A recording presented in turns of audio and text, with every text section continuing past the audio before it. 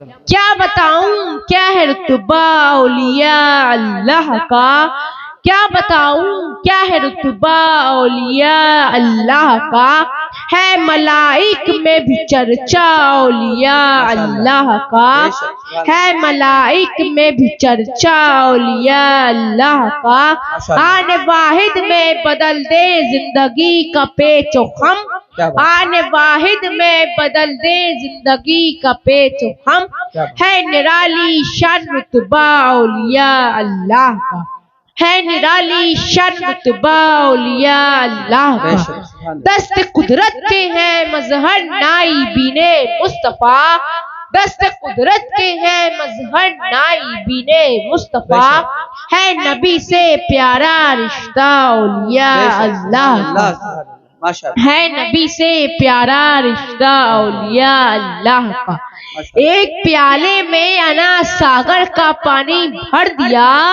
ایک پیالے میں انا ساگر کا پانی بھر دیا، دیکھ نجدی کیا ہے رتبہ اولیاء اللہ کا،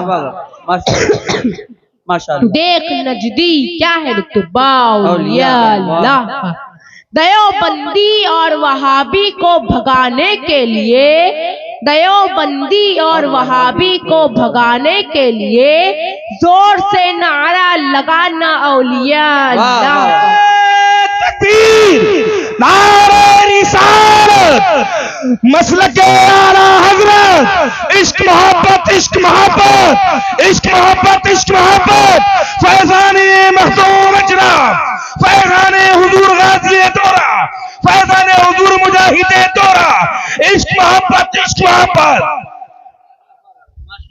زور سے نعرہ لگانا اولیاء اللہ کا۔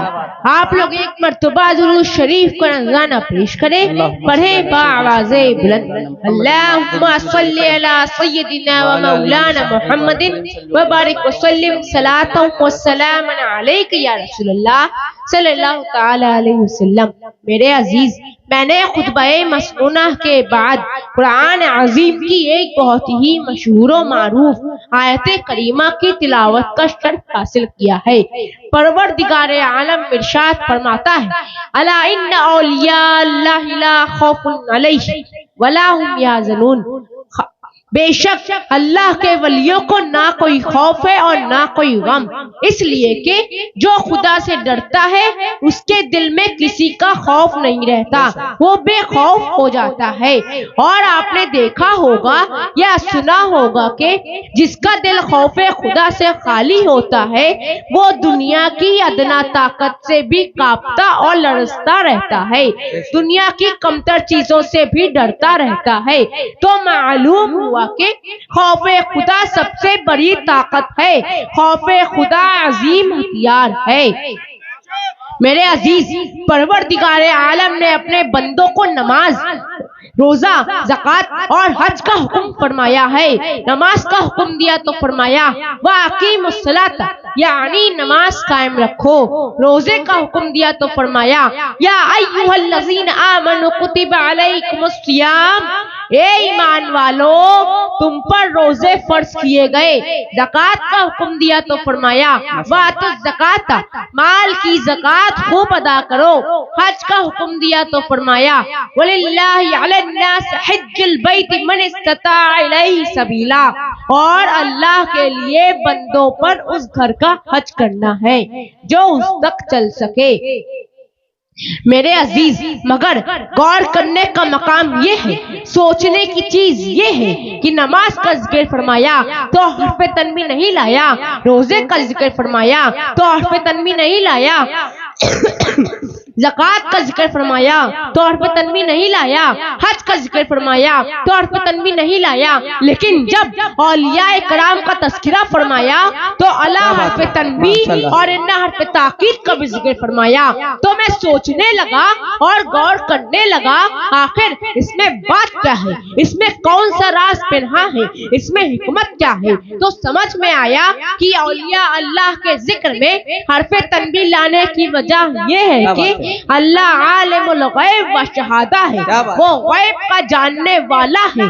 اللہ کو معلوم ہے کہ آخر زمانے میں کچھ لوگ ایسے پیدا ہوں گے، کچھ لوگ ایسے جنم لیں گے جو نماز کا انکار تو نہ کریں گے، روزے کا انکار تو نہ کریں گے، حج و زکوٰۃ کا انکار تو نہ کریں گے، نماز اس لیے پڑھیں گے کہ اپنی پیشانی بھی کالی کر لیں گے، روزے پہ روزہ رکھیں گے، مال کی زکوٰۃ خوب ادا کریں گے، حج پر حج کریں گے، ان سے عبادتوں کی عظمت و اہمیت کا انکار تو نہ کریں گے۔ لیکن جب میرے محبوب بندوں کا ذکر آئے گا، جب اولیاء کرام کا تذکرہ آئے گا تو ان کے فضائل و کمالات کا انکار کریں گے، ان کی طاقتوں کا انکار کریں گے، ان کشف و کرامات کا انکار کریں گے۔ اس لیے اللہ نے جب اپنے ولیوں کا ذکر فرمایا، اپنے پیاروں کا ذکر فرمایا، اپنے محبوب بندوں کا ذکر فرمایا تو فرمایا الا ان اولیاء اللہ لا خوف علیہم ولا هم یحزنون، خبردار، ہوشیار، بے شک اللہ کے ولیوں کو نہ کوئی خوف ہے اور نہ کوئی غم۔ آیت مذکورہ میں غور کیجئے، اللہ تعالی نے لفظ اولیاء اللہ سے پہلے حرف تنبیہ کا ذکر فرمایا، حرف تنبیہ لایا، ارشاد ربانی ہے الا ان اولیاء اللہ لا خوف علیہم ولا هم یحزنون۔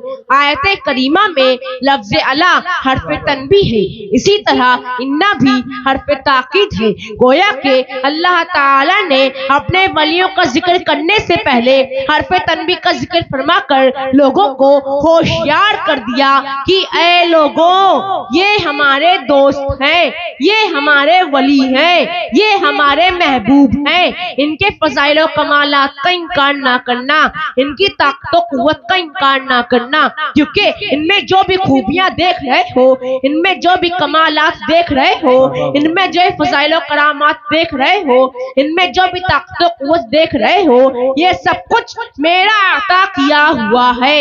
الا ان اولیاء اللہ لا خوف علیہم ولا هم یحزنون، خبردار، بے شک اللہ کے ولیوں کو نہ کوئی خوف ہے اور نہ کوئی غم۔ آپ لوگ ایک مرتبہ درود شریف کا نذرانہ پیش کریں، اللہم صلی علی سیدنا مولانا محمد وبارک وسلم، صلاۃ و سلام علیک یا رسول اللہ صلی اللہ تعالی علیہ وسلم۔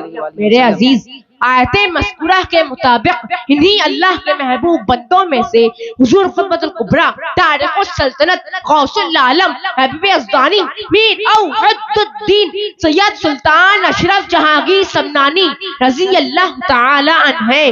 آپ کی بارگاہ میں ہر وقت سینکڑوں زائرین کی بھیڑ لگی رہتی ہے، بالخصوص آسیب زدہ لوگوں کے لیے آپ کا دربار عالیہ شفا خانہ بنا ہوا ہے۔ ہزاروں مریض لائے جاتے ہیں اور الحمدللہ شفا یاب ہو کر واپس جاتے ہیں۔ حضرت مخدوم اشرف جہانگیر سمنانی رضی اللہ تعالی عنہ بافیض اور باکرامت بزرگ گزرے ہیں۔ آپ تخت سمنا کو چھوڑ کر تبلیغ اسلام کے خاطر ہندوستان تشریف لائے اور لاکھوں کفار و مشرکین کو آپ نے داخل اسلام کیا اور نامرادوں کی مرادیں پوری کی۔ میرے عزیز، آئیے میں مخدوم اشرف جہانگیر سمنانی رضی اللہ تعالی عنہ کی ایک عظیم کرامت پیش کروں تاکہ آپ کا ایمان تازہ ہو جائے اور آپ کے دلوں میں اولیاء اللہ کی محبت راسخ ہو جائے اور معلوم ہو جائے کہ اللہ تعالی نے اپنے ان محبوب بندوں کو اتنی عظیم طاقت و قوت سے نواز رکھا ہے۔ حضرت مخدوم اشرف جہانگیر سمنانی رضی اللہ تعالی عنہ جب احمد آباد گجرات میں تشریف فرما تھے تو آپ کے چند مریدین تفریحاً سیر کو گئے۔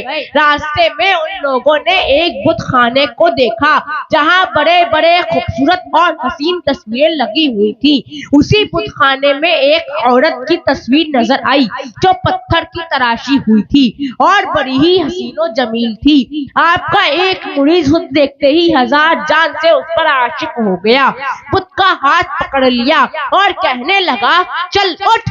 ہر چند یاران صحبت نے نصیحت کی لیکن ان پر کچھ اثر نہ ہوا۔ میرے عزیز، عشق نے جب اپنا اثر دکھایا، صبر و قرار، ہوش و حواس، شرم و حیا سب سے کنارہ کش کر دیا۔ चंद रोज बेआबोदाना उस बुते नाजनीन का हाथ पकड़े हुए खड़ा रहा, यहाँ तक के उसी हालत में अरसा गुजर गया। हजरत मखदूम अशरफ जहांगीर सल्लल्लाहु तआला अन्हु की खिदमत में उनकी हालत अर्ज की गई। हजरत मखदूम अशरफ जहांगीर सल्लल्लाहु तआला अन्हु ने फरमाया, ठीक है, मैं खुद जाऊंगा और देखूंगा। जब आप तशरीफ ले गए तो आपके हमरा बहुत से लोग चले। जब आपकी नजर उस मुरीद आशिक पर पड़ी जो अजीब हालत बेखुदी में खड़ा था, आपने उसे देखा और फरमाया, किसी आदमी पर ऐसी मुसीबत और सदमा इश्क ना हो। मुरीद की ये हालत देखकर हजरत मखदूम अशरफ जहांगीर सल्लल्लाहु तआला अन्हु रो पड़े और अल्लाह की बारगाह में अर्ज करते हैं कि क्या खूब होता कि अगर इस बुते नाज़नीन में रूह समा जाती और जिंदा हो जाती। ज़बान मुबारक का ये फरमाना था कि उस बुते नाज़नीन में रूह समा गई और खड़ी हो गई। मजमे में जितने लोग थे सबने बुलंद आवाज से कहा, नारे तकबीर बुलंद की। फिर हजरत मखदूम अशरफ जहांगीर सल्लल्लाहु तआला अन्हु ने अपने उस मुरीद का निकाह उस बुते नाज़नीन से कर दिया और विलायत गुजरात उनके सुपुर्द करके वहीं ठहरा दिया। फिर उस बुते नाज़नीन से औलाद भी पैदा हुई। मेरे अजीज, इस पर हम शबीह गौसे आजम हुजूर आला हज़रत अशरफी मियां फरमाते हैं, जहां में है बड़ा शोहरा विलायत वो तो ऐसी हो, जहां में है बड़ा शोहरा विलायत वो तो ऐसी हो, मिलाया हक से लाखों को हिदायत वो तो ऐसी हो, मिलाया हक से लाखों को हिदायत वो तो ऐसी हो। शहीद सिमना थे पहले फिर हुए कौनैन के सरवर, शहीद सिमना थे पहले फिर हुए कौनैन के सरवर।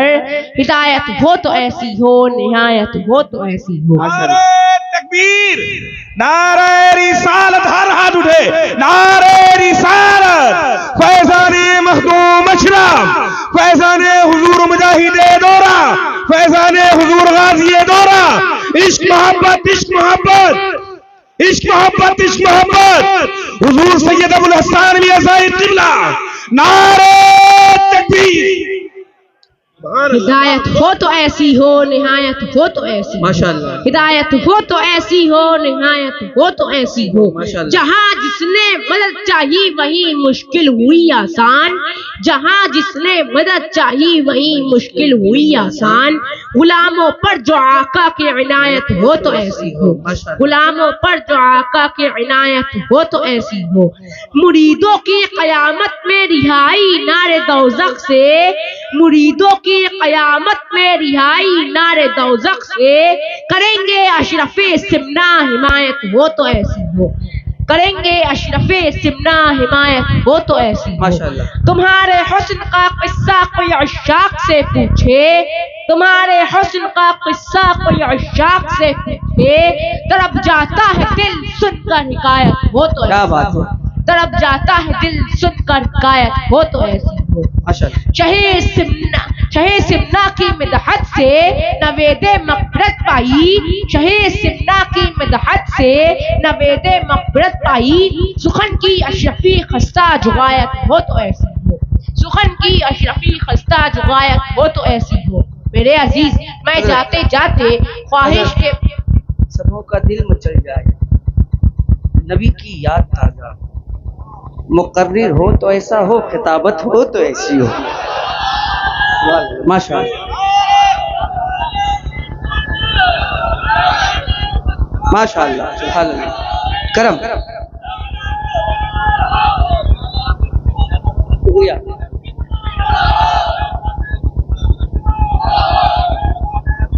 सुभानअल्लाह, माशाअल्लाह, जिंदाबाद, अल्लाह अकबर, माशाअल्लाह, सुभानअल्लाह। मेरे अजीज, मैं जाते जाते ख्वाहिश के मुताबिक मुजाहिदे दौरा का एक लिखा हुआ کلام آپ کو سنانا چاہتا ہوں. آپ تمام حضرات ایک مرتبہ درود شریف کا نذرانہ پیش کریں. پڑھے بآواز بلند اللہم صلی علی سیدنا مولانا محمد صلی اللہ علیہ وسلم السلام علیک یا رسول اللہ صلی اللہ تعالی علیہ وسلم. کون کہتا ہے کہ لفظوں کا خزینہ لکھ دو؟ کون کہتا ہے کہ لفظوں کا خزینہ لکھ دو؟ دل کی تختی پہ میرے لفظ مدینہ لکھ دو. دل کی تختی پہ میرے لفظ مدینہ لکھ دو. موت آ جائے اگر گنبد خضرا کے قریب، موت آ جائے اگر گنبد خضرا کے قریب، ایسے مرنے کو بھی تاریخ میں جینا لکھ دو. ایسے مرنے کو بھی تاریخ میں جینا لکھ دو. مشک و عنبر کو بھی ملتی ہے جہاں سے خوشبو، مشک و عنبر کو بھی ملتی ہے جہاں سے خوشبو. سب کے حصے میں اسی گل کا پسینہ لکھ دو. سب کے حصے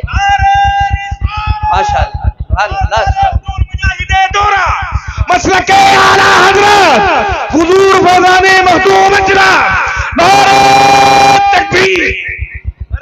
سب کے حصے میں اسی گل کا پسینہ لکھ دو. جس کی تقریر سے توہین رسالت ہوئے، جس کی تقریر سے توہین رسالت ہوئے، ایسے غدار کو لفظوں میں کمینہ لکھ دو. ایسے غدار کو لفظوں میں کمینہ لکھ دو. بس یہی ایک تمنا ہے مظفر کی تیرے، بس یہی ایک تمنا ہے مظفر کی تیرے. اس کی تقدیر میں تباہی میں مرنا لکھ دو. اس کی تقدیر میں ماشاءاللہ. اور سے بولیے نعرہ رسالت. کلام حضور مجاہد دورہ، شہزادہ حضور مجاہد دورہ، مسلک اعلی حضرت، عشق محبت عشق محبت، نعرہ تکبیر، نعرہ رسالت. اس کی تقدیر میں تباہی میں مرنا لکھ دو. وما علینا الا البلاء. السلام.